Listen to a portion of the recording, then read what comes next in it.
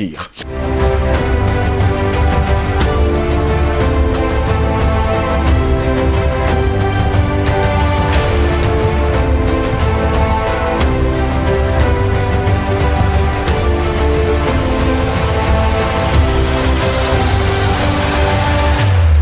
C'est le débat ce matin après la revue de presse, après la chronique, direction justement le débat ce matin avec mes amis et sans oublier mes confrères qui sont là également ce matin. Eric Pépin Vikaï, bonjour et bienvenue à vous. Bonjour Steve, bonjour à l'ensemble de vos invités, bonjour à vos milliers de téléspectateurs. Vous êtes africain aujourd'hui. Vous n'êtes pas un assimilé. Je ne suis pas assimilé. Je fais un clin d'œil à Albert Anatole. L'Atola ici, lui, il n'est pas assimilé ce matin. En tout cas, André Kisselfanga, bonjour et bienvenue à vous. Bonjour, je suis Langos, merci de m'avoir invité. Je dis dire bonjour à mon copanéliste Vikaï et l'autre que vous allez présenter tout à l'heure. Là, il a dit que vous êtes un assimilé ce matin. Non, il a parlé d'Haïti. Il a parlé d'Haïti. Mais je crois que on s'est réveillé de bon pied, donc nous croyons faire ce qui est de mieux et surtout que le week-end s'approche déjà, donc nous pensons apporter notre contribution encore ce matin à tous les téléspectateurs de DBS par rapport à l'actualité et par rapport au sujet que vous allez mettre en débat ce matin. Donc, merci de m'avoir invité. Félicitations aux techniciens qui font un travail formidable pour que nous puissions être vus dans le monde entier. Je rappelle également que vous êtes directeur de publication de la Dépêche du Midi, un magazine qui paraît... De midi, justement. De midi, c'est en France. En France, justement. La Dépêche de Midi qui paraît en tout cas sur le terrain national camerounais et partout en Afrique. Grand magazine d'ailleurs qui prend de l'ampleur. Oui, bien sûr. Nous, on essaye de travailler pour que nous puissions atteindre les objectifs fixés, mais nous avons aussi besoin des partenaires. En tout cas, les journalistes ont toujours besoin de partenaires. La presse en a besoin tous les jours. Albert Anatole ici, bonjour. Bienvenue à vous également. Bonjour Steve, salut mes copanélistes que vous avez à présenter. C'est un plaisir d'être là ce matin. Comme chaque fois que je reçois votre invitation, je salue particulièrement les téléspectateurs de DBS et plus principalement ceux qui nous regardent dans le cadre de cette tribune. DBS matin, eh bien, mon coup de gueule de ce matin, c'est un constat. C'est un constat, eh bien, qui vandalise, n'est-ce pas, le mobilier urbain. Je fais allusion aux lampadaires, aux câbles électriques, et surtout aux glissiers de sécurité qui se retrouvent sur le marché noir ou alors chez les trafiquants de cuivre. Dans une ville comme Douala, où rien ne se cache, pour reprendre les propos du gouverneur, comment font-ils pour enlever les câbles électriques? Est-ce que personne ne les voit? Et puis quand ça se retrouve, n'est-ce pas, dans les lieux de commerce, qu'est-ce qui se passe? Parce que j'ai constaté avec beaucoup de désarroi, de déception, que la plupart des infrastructures nouvellement construites, je parle des infrastructures routières nouvellement construites, avec des équipements appropriés, sont vandalisées avant même d'être réceptionnées. Dans une ville où rien ne se cache, pourquoi personne ne voit jamais personne perpétrer ce genre d'actes? Donc je pense qu'il faut que les autorités de la ville de Douala fassent le job. Et surtout qu'ils prennent leurs responsabilités justement pour tout ce matériel qui se retrouve dans le marché noir.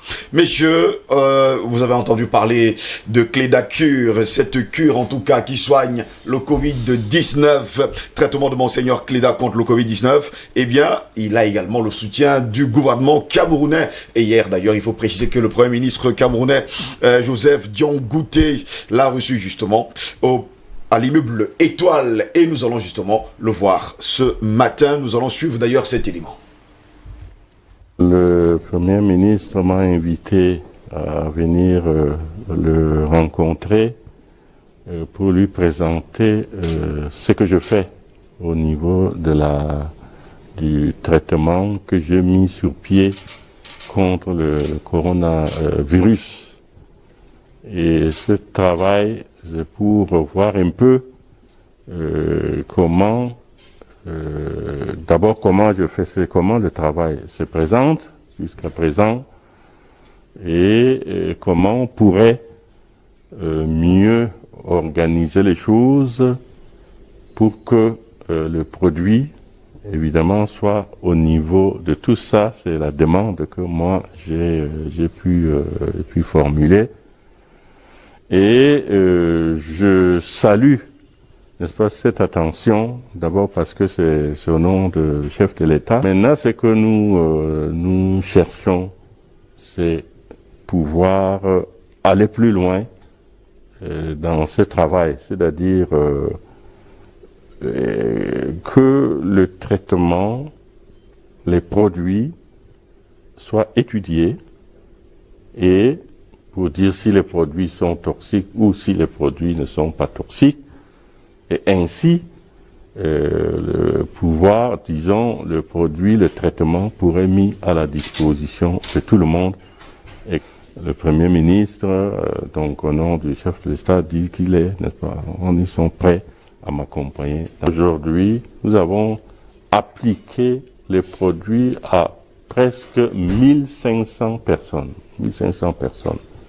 Des personnes qui présentaient des symptômes de coronavirus. Et après le traitement, les symptômes ont disparu. Donc je dirais qu'en médecine traditionnelle, les personnes sont guéries. Mais depuis environ un mois et demi, les personnes, les patients font d'abord le test, subissent. Messieurs, vous avez suivi l'archevêque métropolitain de Douala, Monseigneur Samuel Cléda, bien sûr au micro de nos confrères de la télévision nationale, qui nous font savoir d'ailleurs, il faut le dire, que le Monseigneur Cléda nous fait savoir qu'il a été reçu justement par le chef du gouvernement, Joseph Dione Gouté. C'était hier, avec qui il a eu justement un entretien pour parler de sa cure qui a soigné plus de 1500 personnes à Anatole. Oui, disons qu'il faudrait préciser que Monseigneur Cléda, c'était naturopathe. Bien qu'il porte la soutane, il a régulièrement travaillé dans ce domaine-là pour d'autres pathologies. Donc, je pense que c'est une très bonne réponse parce que dans son dernière adresse à la nation, je crois le 19 mai dernier, le chef de l'État, le président de la République, Paul Biya, a engagé, n'est-ce pas, les spécialistes camerounais pour une solution endogène dans le cadre de la lutte contre le Covid-19. Je pense qu'il s'agit là d'une alternative mais c'est important ici de préciser que Monseigneur Cléda n'est pas un spécialiste de santé conventionnel, c'est-à-dire un chercheur en tant que tel, dont sa panacée, si puis ici m'exprimer, doit faire l'objet de beaucoup d'essais scientifiques, cliniques, pour voir justement s'il n'y a pas de toxicité, puisque lui-même l'a relevé. Lui-même il a relevé justement dans ses propos. Donc on devrait justement, s'il y a une plante qu'il a pu trouver, qui peut soulager la plupart de nos compatriotes qui sont touchés, n'est-ce pas, par le Covid-19. Il est question maintenant que, dans le cadre du comité scientifique que le ministre de la Santé publique a mis en place, qu'il y ait des recherches plus approfondies dans les laboratoires adéquats. Je pense qu'il s'agit quand même d'une actualité qui donne des foules, parce que si vous faites un tour après cette émission du côté du séminaire Saint-Paul de Nilon, notamment à Deo Gracias, vous allez trouver beaucoup de monde, beaucoup de foule. Mais il faut quand même préciser que pour arriver là-bas, la démarche consiste d'abord à aller dans un centre de santé hospitalier classique. Vous faites vos examens. Lorsque vous êtes testé positif au Covid, vous êtes justement orienté là-bas. Mais apparemment, en l'état actuel, il s'agit d'un traitement qui est encore gratuit. Mais sauf qu'il y a des petits malins, il me semble, qui vont là-bas. Justement, ils prennent possession de ce traitement et ils vont revendre ça dans le marché noir. Quoi qu'il en soit, il n'est pas le seul, Monseigneur Cléda, qui s'active dans ses recherches pour mettre en valeur, n'est-ce pas, la médecine africaine.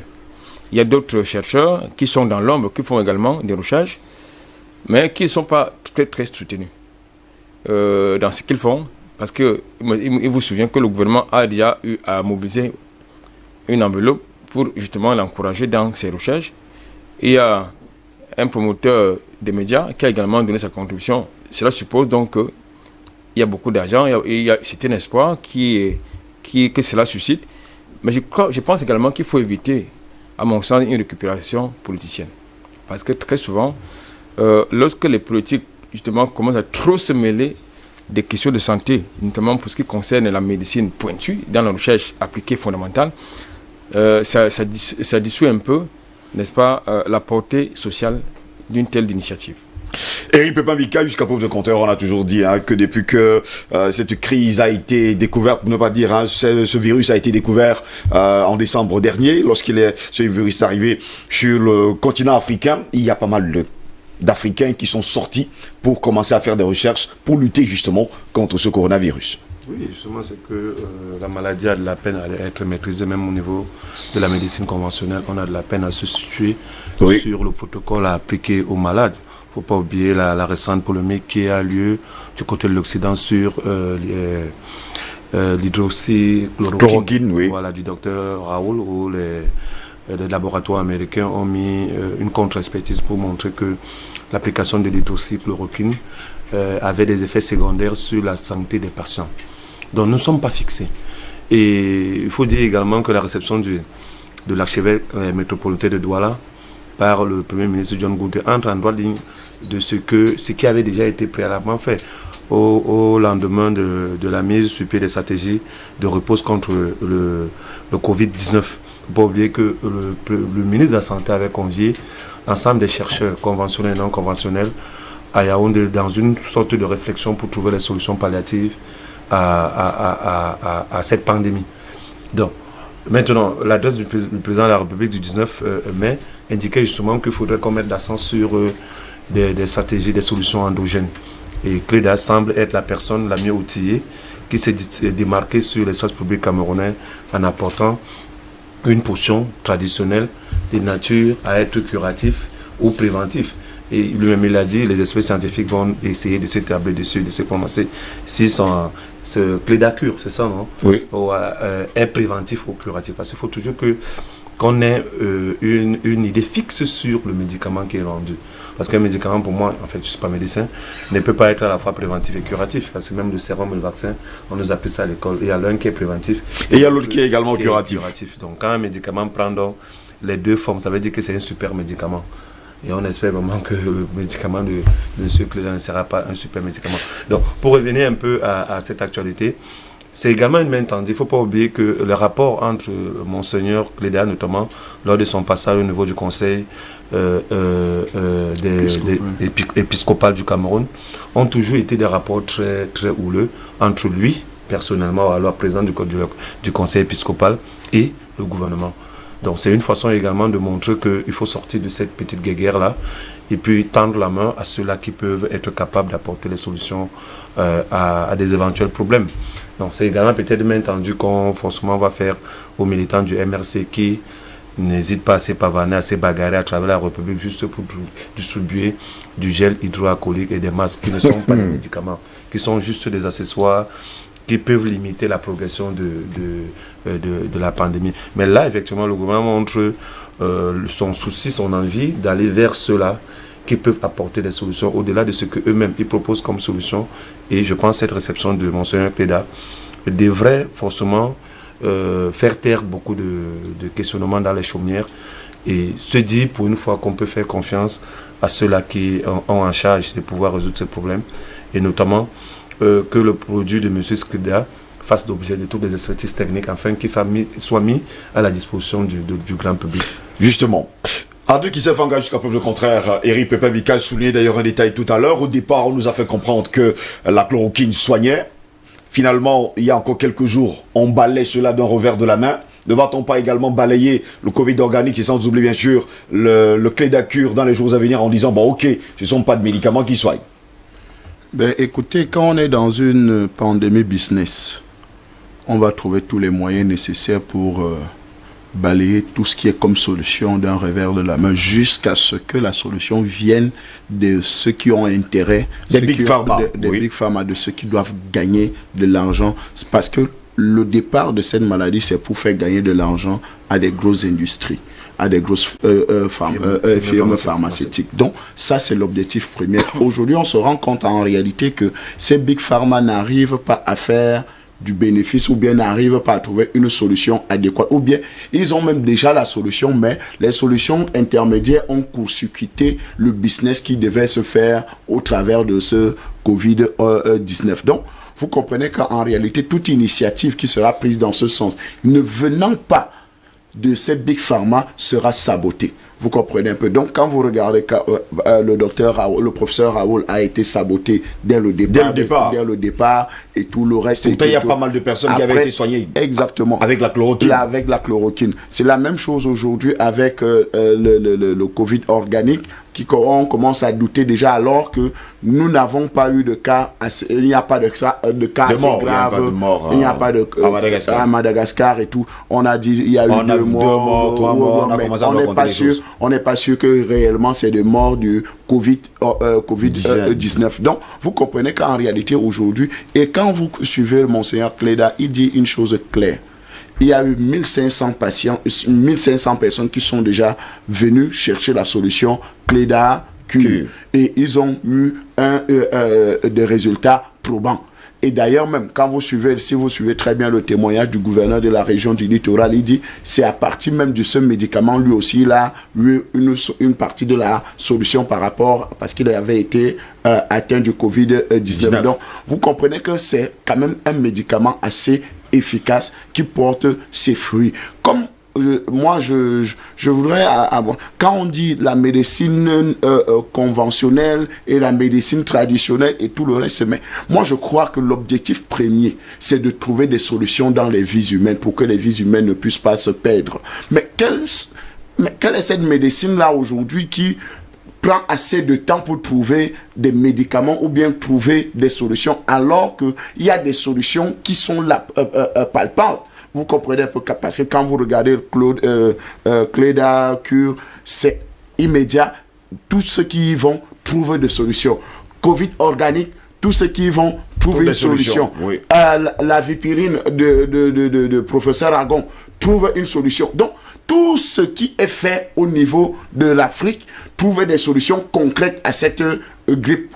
Certains médecins qualifient cela de grippe saisonnière ou bien petite grippe qui va passer parce que quand même, comment vous pouvez fixer la fin d'une pandémie? Vous comprenez un peu, ils ont déjà calculé jusqu'à donner déjà la fin d'une pandémie que vous ne savez pas comment elle a commencé, où elle va s'achever. Oui. Mais vous avez déjà déterminé la date de clôture ou bien où on va oublier le Covid-19. Donc, vous comprenez que c'est une maladie business et aujourd'hui, parce que les Big Pharma ne profitent pas encore de cette pandémie, alors il faut saboter toute autre initiative qui vient de l'Afrique ou bien des Noirs. Donc, il faut empêcher ces Noirs-là de prouver à la face du monde que nous avons la capacité de prendre soin de nos populations. Parce que la vérité, c'est ça. Parce que derrière se cachent aussi des projets de vaccins, des projets de ceci, parce qu'il faut véritablement piller l'Afrique. La preuve en est, ils ont pris des statistiques en disant l'Afrique sera jonchée de morts. Dans toutes les rues, il y aura des morts. Jusqu'à présent, on ne voit pas encore cela. Donc, nous pensons que, oui, des solutions, c'est des solutions, mais on n'a pas besoin exactement, justement, d'aller dans des laboratoires, commencer à analyser les plantes. Mais depuis des années, depuis des millions d'années, les Africains se soignent comment? Vous comprenez un peu? C'est ça la question que nous devons nous poser. À chaque fois, nous sommes soignés. Nous sommes toujours soignés. Nous avons été guéris des maladies les plus virales que celle-ci aujourd'hui. Donc, nous comprenons aujourd'hui que derrière la maladie, cette maladie se trouve un gros business qui profite à certains, qui voudraient profiter à certains. Mais malheureusement, les Africains sont très intelligents. Ils trouvent des solutions et que la solution vienne non pas du circuit classique mais venant d'un archevêque qui est déjà quand même à 40 ans d'expérience, bien sûr, 40 ans d'expérience dans les plantes. Monsieur Cléda a 40 ans d'expérience dans les plantes. Ce n'est pas les seules maladies qu'il soigne. Vous comprenez un peu? Donc, il y en a plusieurs.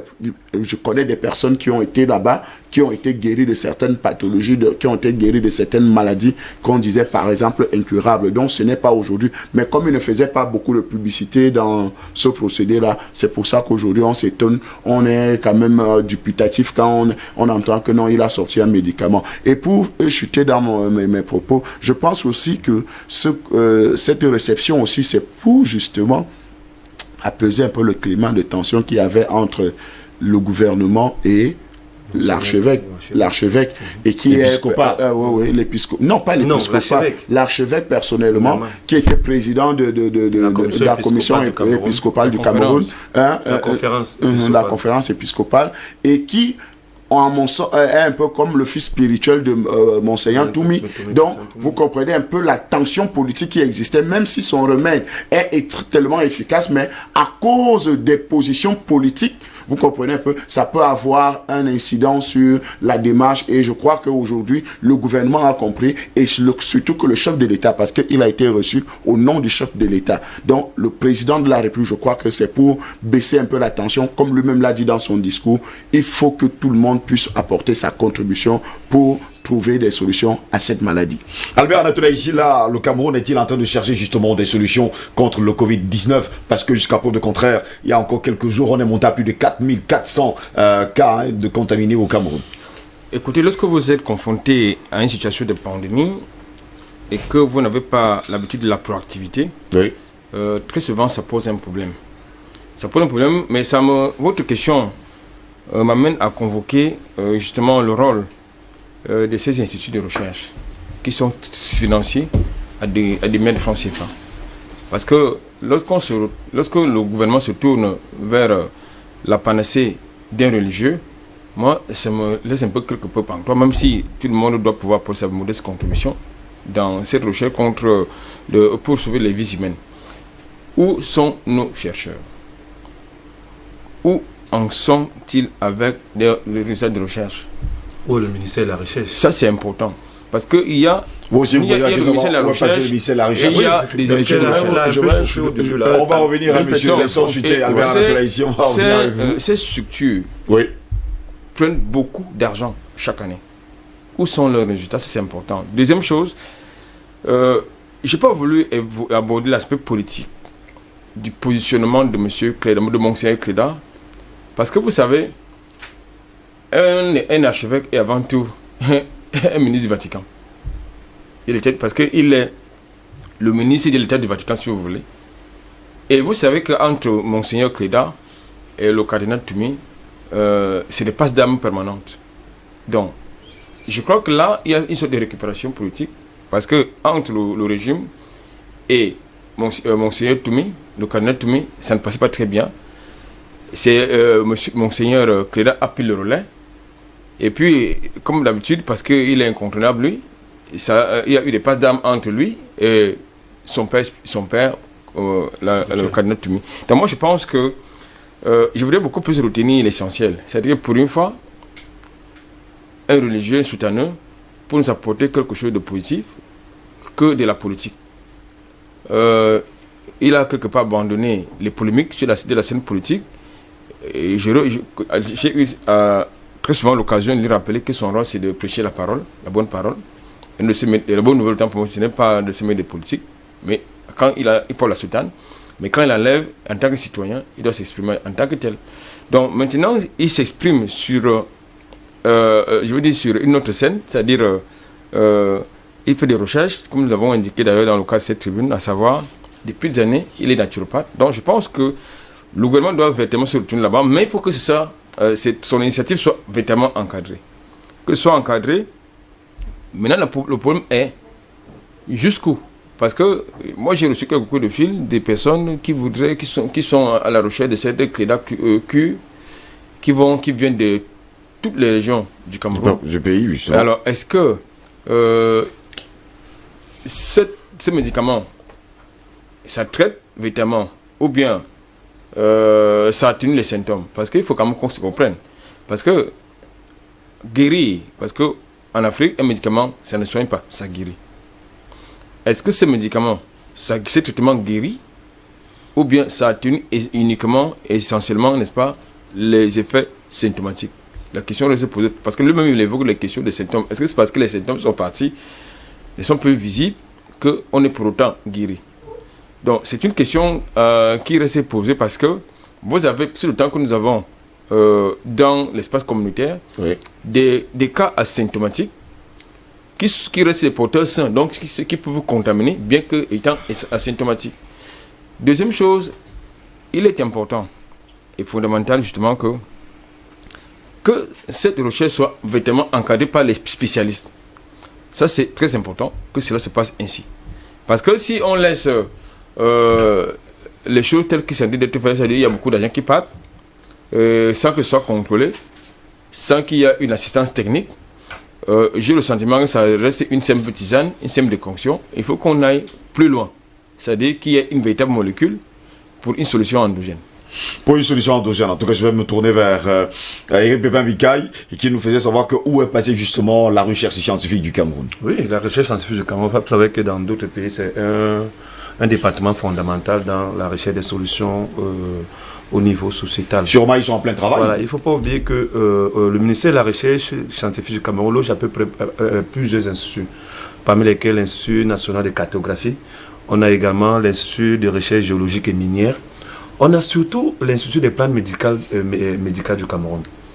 C'est-à-dire qu'une structure dont le rôle est de rechercher les solutions, les principes actifs dans l'ensemble de la biodiversité nationale. On ne sait pas à quel niveau, comment cet institut se déploie et quels sont ses résultats. Parce que si aujourd'hui on doit s'appuyer sur les résultats de Monseigneur Cléda, dont le rôle est de prêcher la parole, ça pose quand même un problème. Du fait que lorsque la Live la Soutane devient un citoyen, voilà. Ça pose quand même un problème qu'on a des citoyens à qui on alloue une indemnité à la fin du mois, dont le rôle est de présenter et de valoriser le fruit de leur recherche au sein de la population dans un premier temps, mais également, en fait, au sein du gouvernement, mais dans un premier temps de valoriser ces recherches au sein de la population. Et là, on se retrouve dans cette situation où, quand Raoul dit que c'est chloroquine, tout le monde va à chloroquine. Quand les Américains disent que non, c'est pas chloroquine. Que l'hydroxychloroquine a des effets secondaires. Quand Rajoelina a dit que non, c'est Covid-19 organique, tout le monde commence à voir comment on peut importer ça là-bas. Quand c'est aspirine du professeur, voilà, tout le monde commence à voir, non, il faut qu'on soit sérieux à un moment. Et pour revenir un peu sur la main tendue du gouvernement, il ne faut pas oublier que Monseigneur Cléda a fait à peu près 2 ou 3 mandats à la conférence épiscopale du Cameroun. Et ces 3 mandats, en fait, le dernier mandat a été ponctué de beaucoup de remous, notamment la disparition de Monseigneur Mbala, l'évêque de Bafia, en 2017, où il a pris la parole. Contre vent et marée, on a estimé que c'était une prise de parole assez politique orientée, mais il était dans son bon rôle de pouvoir donner son point de vue par rapport à la disparition de son compère. Mais il s'est également prononcé pendant les élections, à la fin des élections de 2018, notamment lorsqu'on a présenté les résultats de l'extrême nord, où il est originaire. Et là, maintenant, il parle en tant que citoyen de l'extrême nord et non en tant que peut-être homme de sultan. Voilà. Et puis les gens n'ont pas compris ça parce qu'il a expliqué que, compte tenu de l'extrême pauvreté qui habite l'extrême nord, compte tenu du fait que la plupart de ces populations sont obligées d'émigrer vers les autres régions pour chercher fortune, les résultats qu'on présente sont en adéquation avec la réalité. Et lui, il parlait à cette époque-là en tant que fils de ce terroir-là. Bon, certains analystes et politiques ont estimé qu'il fallait qu'on doit lui dénuder même cette appartenance anthropologique. Donc, ils ne devaient pas faire des analyses sur cet angle-là. Bref, en fait, ils attendaient à ce qu'ils puissent tout simplement applaudir et faire table rase dessus. Ça reste l'analyse. Si Cléda ne le fait pas maintenant, certainement quelqu'un d'autre le fera plus tard. Donc, pour revenir au ministère de la Recherche scientifique, au début, on a vu un peu la communication hasardeuse, à la limite, oui, hasardeuse, à la limite ridicule de Dr Madeleine Tchonté, il faut le dire, avec son qualificatif. Elle revenait sur les résultats, les pseudo-résultats des chercheurs chinois qui colleraient l'origine du virus aux pangolins ou alors aux chauves-souris, et puis elle avait pris ça, tout ça. Non, c'est l'occasion de dire au docteur Madeleine Tchonté que cette maladie est d'origine biologique. Ça a été modifié dans le laboratoire. Ça n'a rien à voir avec les animaux, les pangolins. D'ailleurs, si elle avait interdit... Vous mangez d'ailleurs les pangolins, ne vous inquiétez pas. Moi, je n'ai pas trouvé... Si j'en trouve, je peux me manger sur ce plateau. Ou alors les chauves-souris. Je ne sais pas quoi la chauve-souris va être un vecteur de Covid-19. Ce sont les Chinois qui ont modifié ce virus et qui l'ont répandu. Il fallait qu'elle ait le courage de lui dire que voilà une pandémie qui arrive, on ne peut pas être capable de pouvoir juguler. Certainement, en le modifiant, ils ont l'antidote. Et je suis d'accord avec ce que Fanga est en train de dire. C'est-à-dire que dans tout cela, il y a des grosses sommes qui doivent circuler plus tard pour pouvoir sauver la vie. Il ne faut pas oublier que ceux qui créent la misère dans le sud sont les mêmes personnes qui créent la misère dans le nord. C'est-à-dire qu'il n'y a pas une technique de misère qui est spécifique aux noirs. La misère est spécifique aux hommes. Et les hommes sont répandus à travers le monde. Et n'oubliez pas également que les hommes, c'est un marché. Et le premier marché, le plus rentable dans le monde, c'est le marché, c'est l'industrie pharmaceutique. Donc une pandémie comme celle-ci doit rapporter beaucoup d'argent. Tout comme celle du VIH-Sida, qui est née en 1983, qui serait également venue d'un laboratoire. Tout comme celle d'Ebola, dont le parrain est... On le sait, parce que le VIH est américain, certainement le coronavirus est asiatique, Ebola est européen. C'est connu pour ceux qui côtoient les couloirs de la recherche scientifique. Qu'ils arrêtent parfois de nous trouver une tournée embolique. Maintenant, c'est l'occasion également d'interpeller le ministère de la Recherche. Parce qu'au tout début, le ministre de la Santé avait fait une note de correspondant au ministre de la Recherche, l'autorisant à pouvoir produire la chloroquine. Et il y avait un médecin qui était sur un plateau qui disait que la chloroquine est présente sur l'espace camerounais depuis 1949, qu'on produit la chloroquine au Cameroun. Donc en réalité, pour lui, il ne voyait pas la nécessité de pouvoir donner encore une autorisation. Il fallait tout simplement qu'on mette des moyens pour que la chloroquine soit encore fabriquée. Aujourd'hui, dans la chloroquine, ses effets secondaires sont remis en cause. Qu'est-ce qu'on doit faire? Et c'est la raison pour laquelle je salue un peu l'initiative de M. John Gouté. Est-ce qu'on peut vraiment interroger la position de l'archevêque métropolitain de Douala? Si oui, quels sont les éléments scientifiques qui nous permettent de produire cette potion à grande échelle pour mettre ça à la disposition du grand public? On peut arriver à un breuvage à la malgache, ce n'est pas exclu. Si effectivement, c'est avéré que les 1500 personnes, parce qu'il dit bien qu'ils ont guéri, il parle français, que les 1500 personnes qui sont pointées, qui ont cogné à sa porte, ont trouvé la guérison. Est-ce que ce n'est pas exagéré? Il les a demandé, la nuance. Je pose juste la question. C'est du français. Il les a demandé d'aller faire le texte. Parce que lui, il n'en fait pas. Lui, tout ce qu'il peut faire, c'est qu'il apporte des solutions à partir de nos plantes à des personnes qui présentent certains symptômes. Et lui, il estime qu'ils ont guéri. Mais ce n'est pas suffisant. Donc maintenant, les 1500 pouvaient se retrouver en train de faire des tests. Et on trouve que sur les 1500, peut-être 400 ont encore le virus en eux. Mais si c'est vrai que les 900 autres ont guéri, ça veut dire que sa potion peut faire l'objet d'un intérêt particulier. Donc il faut tout simplement l'encourager, l'accompagner. Mais également, il faudrait que le ministère de la Recherche scientifique, notamment les départements qui s'occupent de la santé publique, essaient de sortir de leur sommeil. Malaouda, c'est un ministre de la Santé, oui, mais on a une recherche scientifique de pointe qu'il faut également mettre à contribution pour qu'on puisse arriver au résultat que nous attendons par rapport à l'éradication de cette maladie. André Kisefanga, depuis un certain temps, on parle toujours de ce Covid-19, on parle du Covid organique, on parle de la clé d'Acure. Il y a même quelqu'un qui est venu sur ce plateau qui nous parlait également du Covid-Cure. Les cures viennent de partout et ils sont d'ailleurs très nombreuses, et ça il faut le préciser. Le président américain Donald Trump nous faisait savoir il y a encore quelques mois qu'il y aura un vaccin avant la fin du mois de l'année 2021. Aujourd'hui, il a déjà, avec ses scientifiques, trouvé une solution et ils aspirent, déjà il faut le dire comme ça, à trouver un vaccin au trop tard avant la fin de cette année 2020. Mais je voudrais d'abord m'arrêter sur le ministère de la Recherche scientifique. Où sont passés nos 1 milliard qu'ils ont reçus pour fabriquer la chloroquine? On est en train de fabriquer la chloroquine. Mais c'est où? Jamais comment? Mais où sont les résultats? Le ministère de la Recherche scientifique a reçu 1 milliard. La fermentation de la chloroquine, c'est 7 mois. 1 milliard. Jusqu'à présent, il n'y a que réunions, colloques, séminaires, entretiens, entrevues, on ne sait pas... et tout ça, il y a petit déjeuner, il y a déjeuner, il y a... voyage et tout ce qu'il y a avec, on vous accompagne. Vous comprenez un peu. Donc, soyons sérieux quand nous voulons organiser des choses. Je dis bien, soyons très sérieux. Oui. Parce qu'aujourd'hui, nous nous posons la question, où est passé les 1 milliard qui ont été donnés à Madeleine Chuente et ses chercheurs pour nous fabriquer la chloroquine, parce qu'aujourd'hui, on commence à en manquer la chloroquine.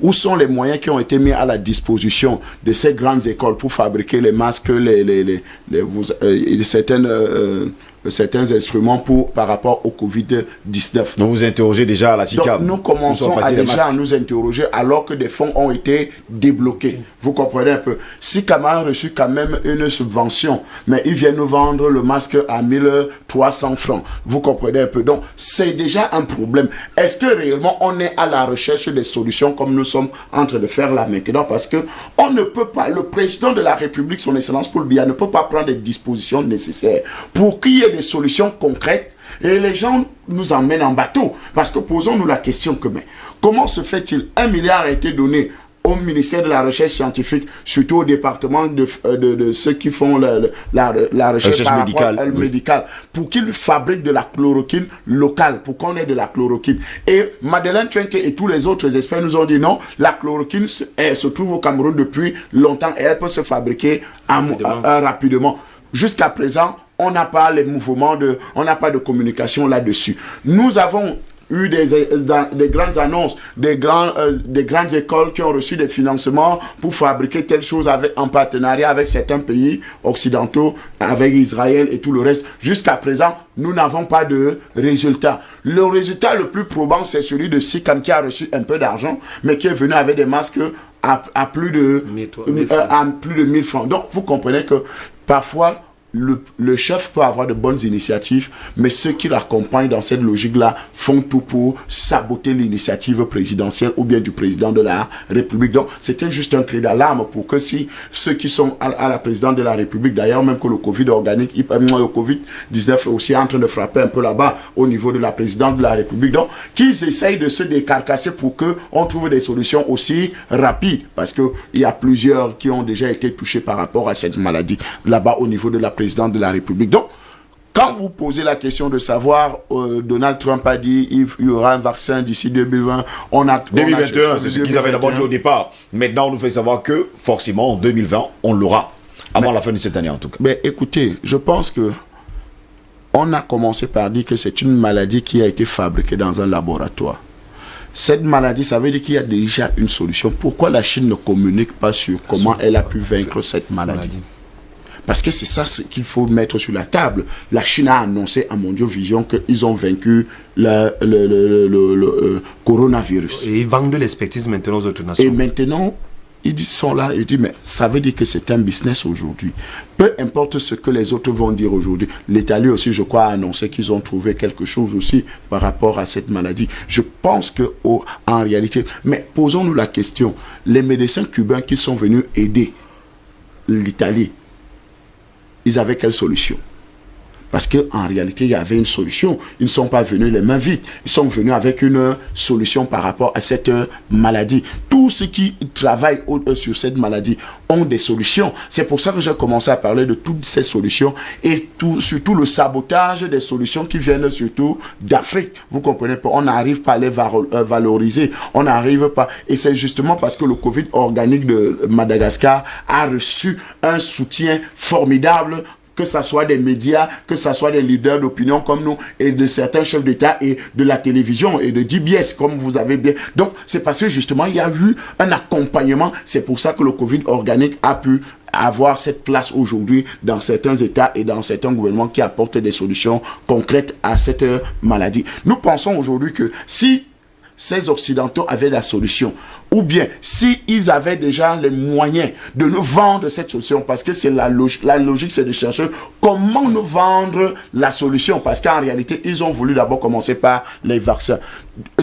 Mon argumentaire, par exemple, ils ont dit l'Afrique avait besoin de combien de milliards de dollars par rapport à cette pandémie. Ah, ils ont vite calculé ce que nous avons besoin, n'est-ce pas? Mais posons-nous la question, mais comment ils ont aussi su que nous allons atteindre ce niveau de pic?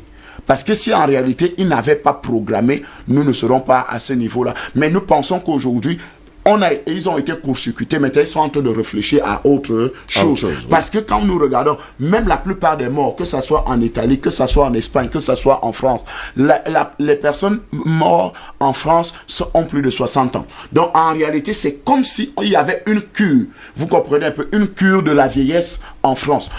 Il y avait une stratégie d'élimination des vieux en France. on va dire que bon, cette maladie, est-ce que ça n'atteint pas les jeunes de 40 ans, de 50 ans, mais il y a quelques cas qu'on a voulu nous faire croire. On nous a fait même croire que quelque part, il y a pas mal d'enfants, de jeunes enfants qui mourraient. Alors qu'en réalité, on a vu que c'est des gens à plus de 60 ans qui étaient en train de mourir. On se pose la question, est-ce que c'est réellement coronavirus qui est en train de décimer tout ce monde, ou bien avait déjà un plan bien défini? Et quand nous suivons les experts de cette affaire, quand nous suivons ceux qui financent la santé mondiale, c'est-à-dire les fondations comme Bill Gates, vous comprenez que avant que le corona n'arrive, avant que le Covid-19 n'arrive, il y avait déjà un plan bien établi pour atteindre certains objectifs. Et même la France, avec son Emmanuel Macron, vous savez que tout est spirituel. Vous savez que dès qu'on avait annoncé l'arrivée de Macron en France et tous les événements qui devaient se produire, parce qu'il y a des prédictions qui ont été faites par rapport annoncées. Et vous voyez que dès que ce jeune est arrivé, il y a eu, Notre-Dame a été consumée, il y a eu des problèmes, les gilets jaunes sont dans la rue. Donc il y a tout genre de problèmes au niveau de la France aujourd'hui. Donc nous pensons que la France doit reculer au moins à la 20e position aujourd'hui mondiale. Parce qu'en réalité, elle est en train de chuter. Et aujourd'hui, nous voyons les résultats aujourd'hui. Donc, il faut comprendre que en dehors des effets scientifiques, il y a aussi des effets spirituels dans cette affaire. Messieurs, nous allons regarder justement une autre vidéo ce matin pour regarder et pour faire comprendre également à nos téléspectateurs, il y a tous les Camerounais, tous les Africains qui nous regardent ce matin, que justement le Covid-19 tue. Et ils sont nombreux d'ailleurs à être enterrés, il faut le dire, en ordre et surtout parfois dans une seule et unique tombe. On espère tout simplement que ces images, il faut le dire, ne vous feront pas vraiment très mal au cœur.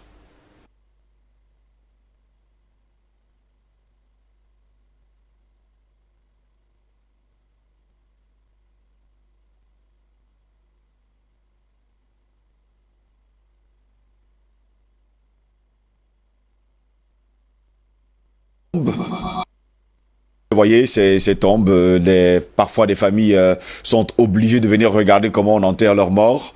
Ce qui n'est pas souvent facile. Vous voyez, les hommes, parfois des médecins, c'est le personnel des hôpitaux qui est souvent bien habillé ainsi pour finalement enterrer justement ces morts du Covid-19. Justement, vous qui êtes à la maison, n'oubliez surtout pas, cette maladie, ce virus existe. Il faut donc faire très attention. Il faut respecter les mesures barrières. Vous êtes là quelque part dans le centre du pays. On parle bien sûr au côté de Yaoundé où on a creusé justement plusieurs tombes. Et vous voyez d'ailleurs quelqu'un passer avec un désinfectant pour essayer de désinfecter un peu partout avant de commencer à enterrer justement ces morts. En tout cas, on espère que ces images ne vous auront pas poussé à avoir peur, surtout ne pas avoir peur, mais surtout, il faut le dire, respecter les mesures barrières du gouvernement. Albert Anatolaï, si votre réaction après ces images? En tant que journaliste, je constate que dans une scène, sur une scène autant pour moi comme celle-là, il y a des badauds, quelquefois les membres de la famille. Je constate qu'en dehors du port du masque facial, aucune distanciation sociale n'est observée. Physique. Je préfère utiliser le terme qu'on nous a imposé. Vous savez que désormais nous avons un vocabulaire, le Covid nous a imposé notre vocabulaire. Il n'y a aucun respect des règles barrières, c'est-à-dire des mesures barrières en dehors, j'ai bien en dehors. Ce n'est pas souvent facile, Albert Anatolaï, ici, de voir que vous avez perdu un être cher et que vous soyez à distance, que vous ne soyez même pas là pour lui dire au revoir. Non, je voudrais dire... Voilà pourquoi vous voyez parfois ces dames qui sont autour, justement, de ces tombes en train de pleurer. Malheureusement, avec le Covid-19, on a banalisé et déshumanisé l'organisation, les cérémonies des obsèques en Afrique parce que nous avons notre manière à nous, en Afrique, de célébrer ou de pleurer le départ d'un être cher. Oui. Aujourd'hui, cette situation, justement, a déshumanisé notre façon d'organiser les choses. Nous avons l'habitude, en Afrique, de dire au revoir à celui qui part. Et vous, quelquefois même, ces personnes qui décèdent sont enterrées très tôt le matin et très souvent aussi... À la va-vite. À la va-vite et à l'insu, quelquefois, de la famille. Et ça pose un gros problème. Donc, disons que ce qui est fondamental, je crois que c'est lorsque vous avez passé cet élément, c'est pour sensibiliser les populations. Les populations, justement. Maintenant, pour revenir à la problématique qui est fondamentale, c'est que, bien évidemment, en dehors du masque facial, j'ai le sentiment que les autres mesures ne sont pas observées. Du port du masque facial, les autres mesures ne sont pas observées. On nous impose justement de laver des mains à l'eau coulante. Il y a beaucoup de quartiers qui ont passé dans les grandes villes, qui passent des mois sans avoir de l'eau. On demande aux populations de boire de l'eau toutes les 15 minutes. Je vous dis que nous avons les populations qui vont consommer, qui vont chercher l'eau dans les puits ou dans les forages, dont la qualité d'eau est douteuse. Parce que c'est pas forcément l'eau de forage n'est pas forcément toujours potable. Hein. Oui. Vous avez justement, on nous a demandé qu'il faut observer la distanciation physique, Oui. aller dans les marchés, aller dans les bars, aller surtout dans les lieux qui sont censés respecter ces mesures, dans les commissariats, notamment dans les cellules, dans les brigades de gendarmerie, notamment dans les cellules. Vous constaterez que les gardés à vue sont agglutinés les uns contre les autres sans masque facial. Donc, ça veut donc dire que là-bas, dans les cellules, rien ne peut se passer. C'est ce que ça veut dire. Donc, moi, je pense qu'en ce qui me concerne, qu'il faut qu'on soit sérieux lorsqu'il s'agit d'une question fondamentale comme la santé. Et il faut que le gouvernement, qui a la responsabilité de protéger sa population, le fasse. Deuxième chose, quel est le projet qui se cache? Non, comment gère-t-on, n'est-ce pas, cette pandémie au Cameroun? Parce que j'ai le sentiment qu'il y a il y a des non-dits dans la gestion. Il y a des non-dits dans la gestion de cette pandémie. On a le sentiment, en tout cas c'est un constat que j'ai fait en tant que journaliste, qu'on a refilé le bébé, on a abandonné le bébé au ministère de la Santé publique. Même en communauté où justement il y a de plus en plus de cas de contamination, nous ne voyons rien qui n'est fait. La seule chose que nous lisons sur les réseaux sociaux, ce sont les arrêtés préfectoraux, les communiqués radio, presse. Ce n'est pas comme ça qu'on lutte contre une pandémie qui tue des populations. Non. Il faut qu'on soit sérieux. Dans le contexte de la décentralisation, je pense que les collectivités territoriales décentralisées doivent véritablement se mobiliser. Et on doit leur donner pas seulement les moyens financiers qu'elles ont l'habitude de revendiquer préalablement, oui, mais surtout les outils didactiques. D'abord pour faire une sensibilisation de proximité, parce qu'il faut éduquer les populations. Il faut parler aux populations le langage qu'elles comprennent le mieux.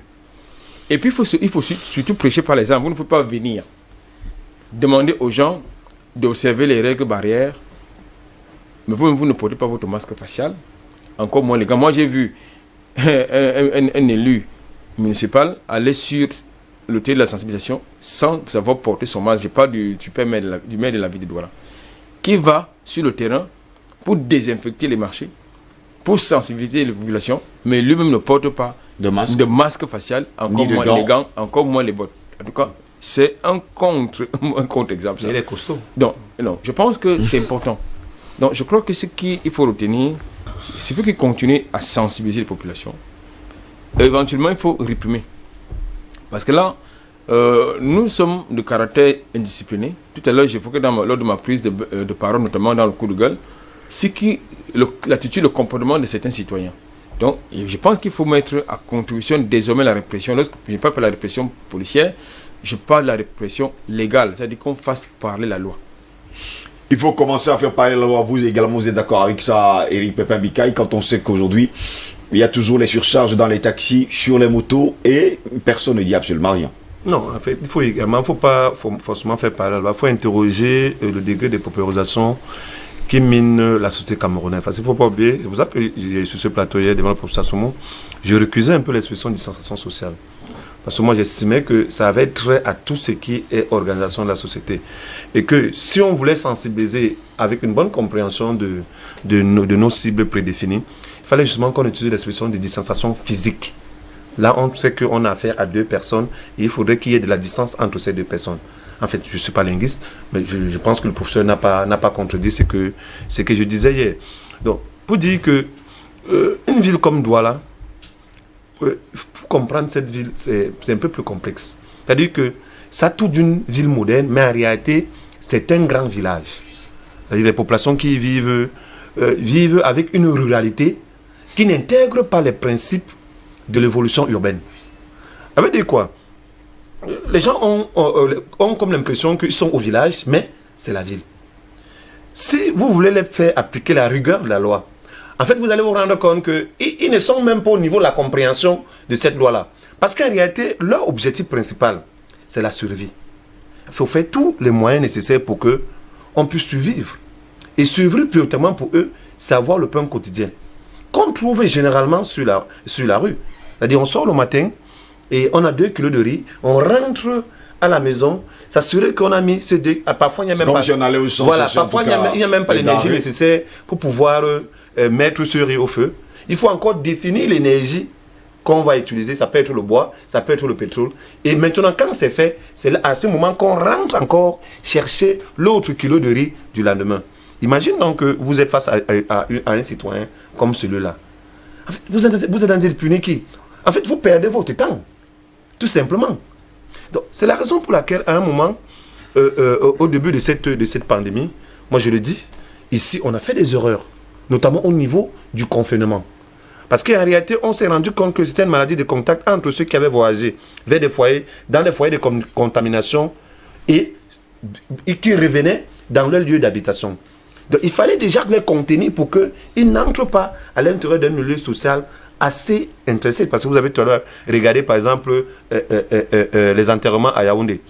Mais l'Africain a un rapport étroit avec la mort, avec celui qui est parti. Il n'est pas parti. Il est dans le bois. C'est un brillant poète qui le disait. Les morts ne sont pas morts. Ils sont tout autour de nous. Ils sont dans les bois. Donc pour l'Africain, ça ils sont dans l'eau qui dort, voilà, ne vous inquiétez pas. Voilà. Pour l'Africain, la personne qui part n'est pas partie. Elle se repose. Elle ne saurait donc partir comme si on était en train de se débarrasser de la personne. C'est la raison pour laquelle on reste scotché jusqu'à la dernière seconde avec le corps, alors avec le corps. Donc maintenant, quand une maladie arrive comme celle-ci, ça dérègle un peu l'anthropologie, la sociologie des ethnies, des peuples. Et c'est compliqué à faire comprendre.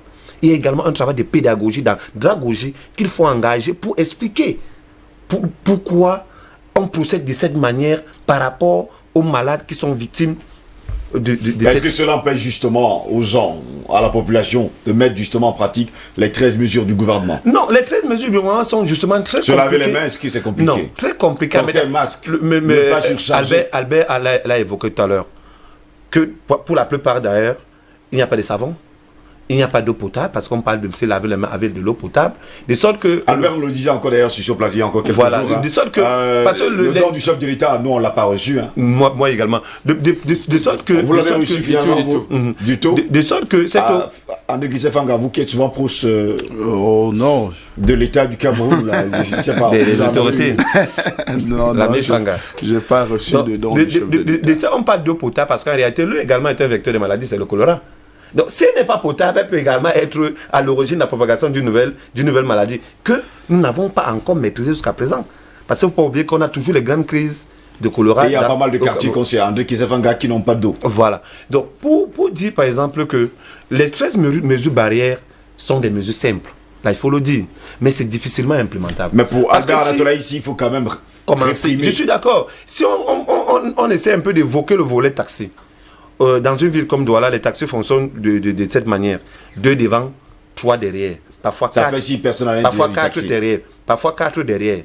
Ça dépend des heures de pointe. Là, quand Et les parfois forces de des l'ordre zones. sont peu là, Il y a également des zones.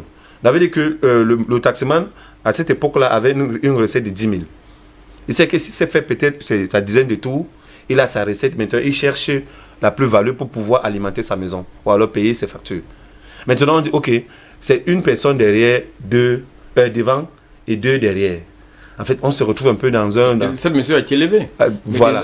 Mais ça ressemblait un peu au taxi course en Europe. Hein. Mais sauf que nous sommes complices, Eric Piper, du cas du désordre. Parce qu'en réalité, si nous continuons de raisonner comme ça, ça va... Vous savez, là où vous... Ça, c'est la loi qui le dit. C'est un principe normal. C'est-à-dire que là où votre liberté s'arrête, c'est là où commence la mienne. Donc, vous ne pouvez pas m'exposer. Parce que vous avez vos raisons, vos motivations personnelles. De ce point de vue, je vous dirais non. Parce qu'aujourd'hui, vous savez, cette ère de démocratie nous pose trop de problèmes. C'est pour ça qu'il y a eu autant de morts en France, en Italie, en tout cas dans les pays dits démocratiques. Parce que là-bas, il n'y avait pas la rigueur de la loi comme c'était dans les autres pays, comme la Chine, comme la Russie, ou bien le Pakistan, je ne sais pas quoi. Donc, il faut à un moment donné qu'on fasse parler la loi. Je trouve inconcevable que dans un lieu public, vous trouvez des gens non, pour eux, c'est devenu banal. Ils n'ont aucune protection. C'est-à-dire, ils boivent la bière, ils boivent un coup, ils mangent un bout, et puis sans prendre aucune précaution. Donc moi, et c'est ça, parce que quand vous regardez les nouvelles statistiques, les chiffres, n'est-ce pas, du ministère de la Santé, la plupart, justement, des contaminations viennent des milieux communautaires. Mais je vais vous renvoyer la question. Comment peut-on consommer la bière au bar avec le masque? Non, alors en s'est protégé. Non, je veux dire que parce que justement c'est que non, je veux dire que non. Mais vous comprenez qu'on soit sérieux. On observe la distanciation. Mais justement c'est que quand on trouve qu'une mesure n'est pas bonne, dans un premier temps on a fermé les bars. Oui. Ça ne semblait faire l'objet d'aucun problème. C'est que les lobbies financiers estiment que non, l'État va payer des impôts, on a réouvert les bars. Et les gens vont maintenant, et tout le monde sait que ça peut être des foyers de contamination. Le professeur le disait, si les bars sont ouverts jusqu'à X heures. Et n'oubliez pas que la plupart de ces bars-là ont des licences d'exploitation qui s'arrêtent à 22 heures. Allez donc voir maintenant. On n'a pas également oublié les snack bars et les boîtes de nuit qui sont toujours également ouvertes. Les licences d'exploitation, c'est à 22, 23 heures. Ce n'est pas au-delà. Les gens continuent de danser coller ma petite dans les... Qu'est-ce que vous voulez qu'on fasse? On va laisser Christophe Fanga terminer avec ce sujet parce que nous allons passer à autre chose. Je voudrais dire une chose, c'est le Cameroun est dans la recherche de solutions. Certaines personnes sont à la recherche de solutions, mais certains sont à la recherche du gain. Je dis bien, certains sont à la recherche des solutions, d'autres sont à la recherche du gain. Pourquoi? Parce que quand vous regardez maintenant les marchés de gré à gré de notre ami Dr Manaouda, parce que la présidente de la République lui a donné carte blanche de passer certains marchés, vous comprenez que ça devient très juteux. Très juteux, pourquoi? Parce que quand vous arrivez au niveau du stade militaire à Yaoundé, vous savez que ça a été très bien organisé là-bas et tout le reste. Mais vous comprenez qu'en réalité aujourd'hui, des gens arrivent dans des 4x4, ils se font dépister. Ceux qui sont sous les rangs, non? Ils se font dépister, ils repartent immédiatement avec le résultat. Oui. Et maintenant, ceux qui sont sur les rangs, on les teste, on leur demande d'attendre. Et on les demande d'attendre des semaines entières. D'attendre même peut-être là à l'extérieur qui traînent là. Après, la soirée arrive, on dit donc, repassez demain ou bien repassez dans quelques jours pour avoir vos résultats. Mais ceux qui viennent en 4x4 sont reçus immédiatement. Donc vous comprenez qu'il y a même du favoritisme dans le traitement de la maladie ou bien dans le dépistage. Donc vous comprenez qu'il y a des problèmes assez importants dans notre nation, sans compter ceux d'ailleurs que Albert Anatola ici était en train d'évoquer tout à l'heure, d'incivisme, des gens qui ne prennent pas conscience que cette maladie est en train de sévir, est en train de faire des ravages sur notre nation. Et parce que justement, le gouvernement, dans sa logique, devait déjà prêter le flanc à la propagation de cette maladie. Mais parce que posons-nous la question, qu'est-ce que Air France est venu chercher au Cameroun encore ces jours-ci? On se pose la question. Sachant que c'est Air France le premier à contaminer le Cameroun, sachant que c'est des passagers de Air France, c'est un Français, vous voyez qu'on a toujours le problème avec les FFF. Vous comprenez un peu? Donc, on a toujours ce même problème. On se pose la question, mais comment est-il possible que ceux qui nous ont amené la maladie continuent à se mouvoir dans notre nation comme ils veulent? Air France est arrivé, a déposé ce qu'il avait à déposer. On a vu les mesures qui ont été prises par rapport aux passagers et tout le reste. Mais pourquoi ne pas prendre... Mais on laisse les gens au marché central s'agglutiner, se mettre ensemble. On laisse les motos continuer à bâcher. On laisse la vie, les bars et tout le reste. Donc, vous comprenez qu'en réalité, il y a d'un côté ceux qui luttent pour que la maladie puisse s'estomper, mais il y a ceux qui luttent aussi pour qu'ils puissent se faire des bénéfices sur cette maladie, parce que aujourd'hui, d'ailleurs je profite pour saluer le médecin d'une clinique qui a été fermée. Comment ils peuvent soigner une maladie à 14 millions? Vous comprenez? Posons-nous la question. Il était en train de soigner tout un village. Il était en train de soigner 120 personnes. Non, je le salue parce que c'est des brillants Camerounais. C'est des brillants Camerounais, vous comprenez un peu. Quelqu'un qui vous sort une facture de 14 millions, même si vous étiez malade de quoi? Vraiment. 14 millions en 2 jours. Parce que Et même 2 jours, c'est beaucoup parce qu'on a amené le malade. Non, ne vous inquiétez pas. On en a parlé ici. Donc, vous comprenez que... C'était pas 2 jours, en tout cas. Mais écoutez, soyons sérieux. Vous comprenez qu'il y a des gens qui en font du business. Donc, ils ont compris que, Covid-19 donne l'argent. Maintenant, même dans les hôpitaux, il y a ce business qui passe maintenant. Parce qu'on vous dit, OK, surtout dans les unités de prise en charge, on vous dit, bon, OK, même si vous êtes mort de diabète, vous êtes mort de palud, vous êtes mort de On va déclarer que vous êtes mort de Covid-19. On dit, OK, on va déclarer que vous êtes mort de Covid-19 pour que les factures, ce que vous payez de moitié, et parce que vous savez que la maladie est prise en charge par le gouvernement. Donc, vous comprenez que une partie, on demande à la famille de payer peut-être une partie de la facture, en moitié, l'autre moitié revient, et après ça ne part dans aucune caisse. Donc, vous comprenez que les gens en ont fait du business en dehors dans notre pays, même ailleurs. D'ailleurs, l'origine d'abord de la maladie, c'est une maladie business. Donc, vous comprenez que les gens en profitent et c'est venu trouver un territoire qui est favorable à ce genre de business. Donc, continuez dans votre business, mais Dieu nous garde. Continuez dans votre business, Dieu nous garde. Hier était le 26 mai de l'an de grâce 2020 et le 26 mai 1990, on a créé justement, il faut le dire, le SDF, le Social Democratic Front. 30 ans après, qu'est devenu le SDF, Albert Anatola ici? Mais écoutez, le SDF... 10 minutes. Non, disons que le SDF a fait rêver beaucoup de jeunes oui. Qui avaient soif de changement. Surtout que le slogan sonnait... Bon, ça sonnait bien à l'époque. Power to the people. Sauf à don't finish. Sauf à don't finish. Donc, c'est un slogan qui portait. Il a fait son temps. C'est un parti qui a été créé, qui est dans le contexte que nous connaissons, notamment dans le contexte du multipartisme, du retour du multipartisme au Cameroun, avec, n'est-ce pas, le vent de l'Est qui soufflait, avec surtout les fondements du bloc. Soviétique. Du bloc soviétique. Donc, et puis, il y a eu les morts en 90, je crois, à sa création. Donc, je pense que c'est un parti qui est également comme nos anciennes villes. Vous savez que la plupart de nos anciennes villes, notamment Edea, par exemple, Monantilo comme chez moi, ce sont des villes qui ont fait le temps. Le SDF a fait son temps, malheureusement, quelquefois avec une idéologie qui était un peu paradoxale. Finalement, on s'est rendu compte qu'il était important peut-être d'ouvrir la porte à d'autres formations politiques, à d'autres courants d'idéologie. Aujourd'hui, j'ai le sentiment que le parti d'en face, le Rassemblement démocratique du peuple camerounais, a malheureusement fragilisé ce parti-là. Et d'abord, la fragilisation est venue de l'intérieur, avec des courants de pensée divergents. Il y en a qui voulaient peut-être une rupture brutale, pendant que d'autres voulaient qu'on a un peu de manière progressive. Il faut quand même souligner, pour féliciter et remercier M. John Fundi, que sans son tact et surtout son patriotisme, je pense que le Cameroun aurait basculé en 92 après l'élection présidentielle.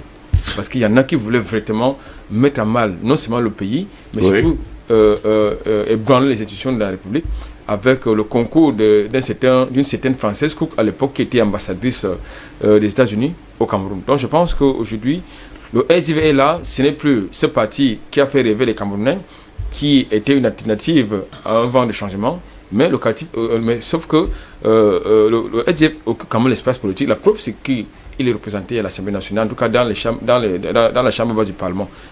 Quoi qu'il en soit, c'est un parti qui compte. Et à la chambre haute, même si l'un des bras droits du SDF, de John Fundi Mbandam, est décédé, ça il faut le préciser également. Malheureusement, parce qu'il est gay également à la chambre depuis belle lurette déjà. Et déjà, nos confrères de Le Messager ont titré ce matin « Bataille pour l'alternance, la mort programmée du SDF ». C'était une grande interrogation, en tout cas pour nous. Non, c'était une grande interrogation. Il ne faut pas oublier que le SDF a souffert beaucoup plus, comme disait Albert tout à l'heure, des luttes intestines. C'est-à-dire qu'un parti se doit de présenter plusieurs figures. Malheureusement, au SDF, qui est un parti socialiste, qui est membre de l'Internationale socialiste, le SDF n'a pas pensé à renouveler sa classe dirigeante. On est resté figé sur une figure, John Fundi, qui a fait les choux gras du vent de la démocratisation du Cameroun en 1992, mais également qui a fait beaucoup d'erreurs, notamment le fait qu'il ait refusé de participer aux élections locales de 1997. et qui est revenu en 2004 dans une sorte de coalition avec plusieurs partis de politique dont on a dégagé le docteur Adamou Damdjia comme membre, en fait comme représentant de cette coalition-là, et vice-repetita, il a refusé d'accepter les verdicts de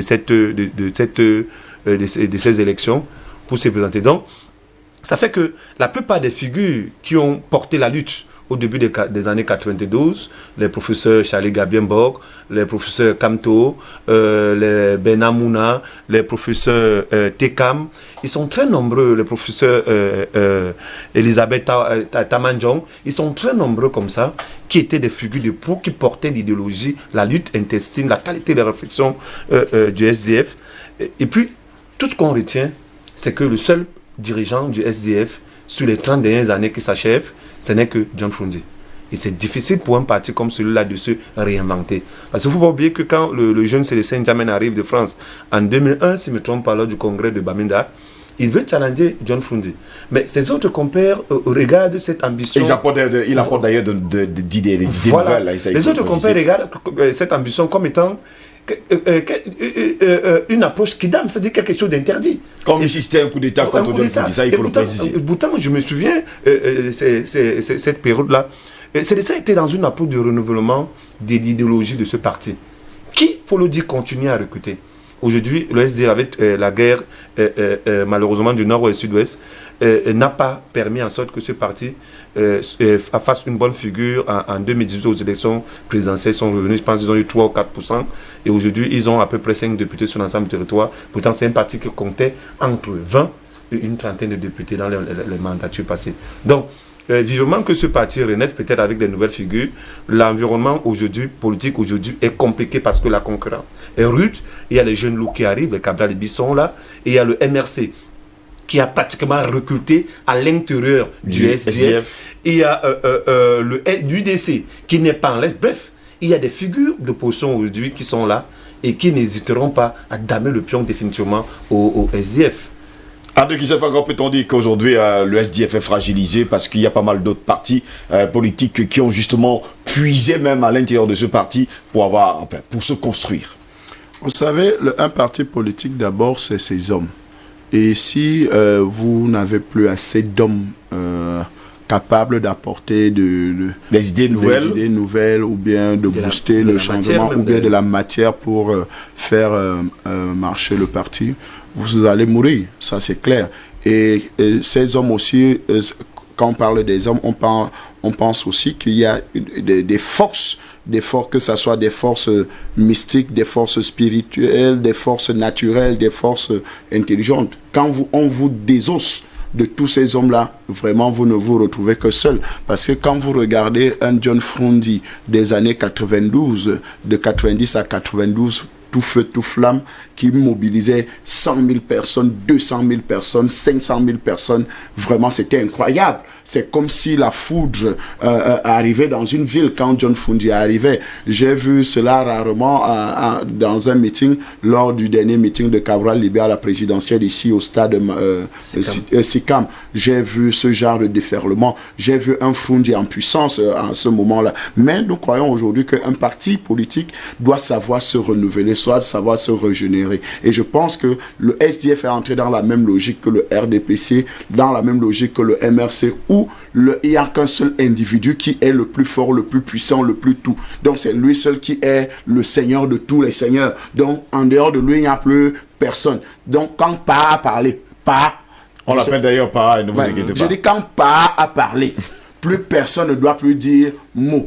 Alors que dans un parti politique, le parti politique est une association des forces mystiques, une association des forces spirituelles, une association des forces matérielles et tout le reste, intelligentes et tout le reste. Donc, c'est un consortium. Mais si un seul instant, vous arrogez tous les pouvoirs, alors vous êtes en train d'aller directement à la tombe. Et c'est ce qui est arrivé au SDF aujourd'hui. La plupart des forces, malheureusement, il a voulu avoir ce renouvellement avec le jeune Joshua Oshie, mais on vient lui jeter un os quelque chose déjà de pourri. Donc on vient lui mettre au devant de la scène quand les choses sont déjà presque fini. Donc, quand toute la matière, toute la puissance, tout ce qui était nécessaire est déjà parti du SDF. Donc, je pense que le 8-2 a concouru aussi beaucoup à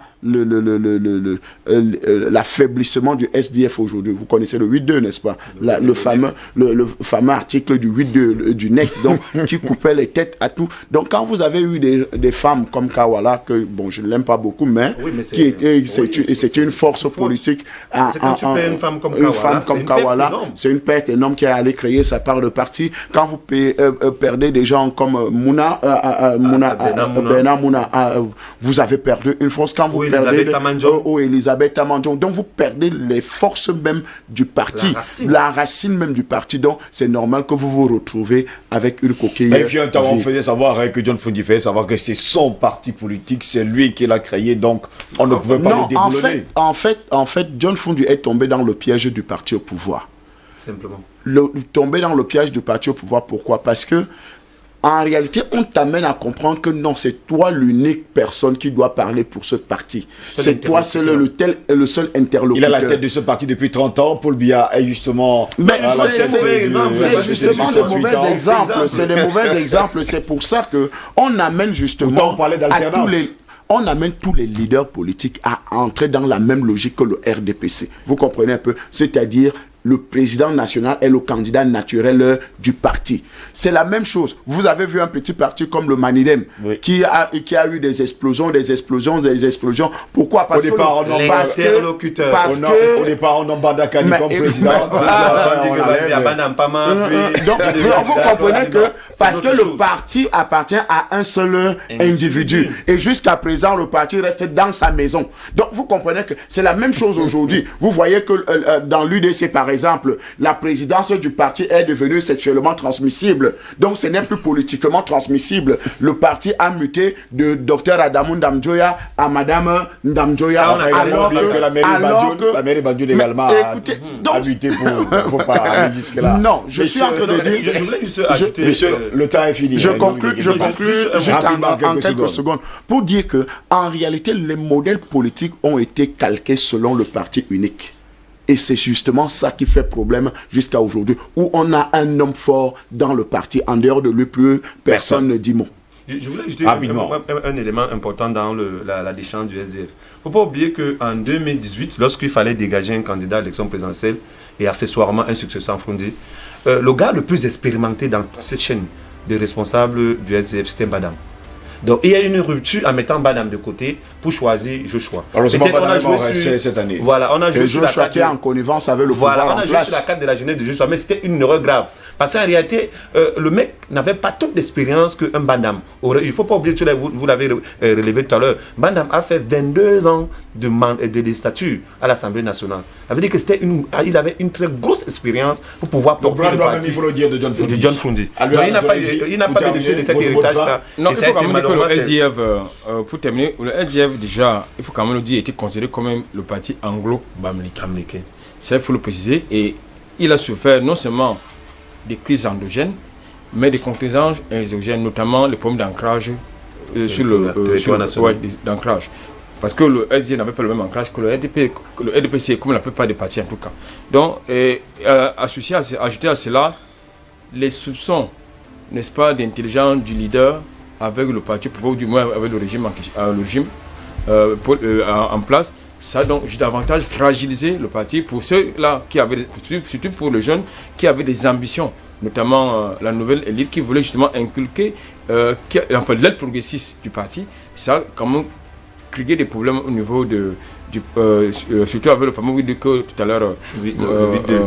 Donc, au lieu du changement qui était le slogan, n'est-ce pas, du parti, on se retrouvait en train plutôt d'assumer une dictature à l'intérieur du parti. Albert Natoula ici, je vous dis merci d'avoir été là ce matin. Il faut rappeler ici que c'est dans son Mona télé natale que John Fundi a été désossé. Vous comprenez un peu par ces forces mystiques qui venaient prendre le pouvoir. Il faut se le dire, il faut expliquer ça au Cameroun parce qu'il y a plein de choses qu'ils ne comprennent pas. On aura le temps d'expliquer cela au Cameroun. Nous on fait la politique visible. Non, monsieur, vous savez la politique invisible. Et les républicains, merci également à vous.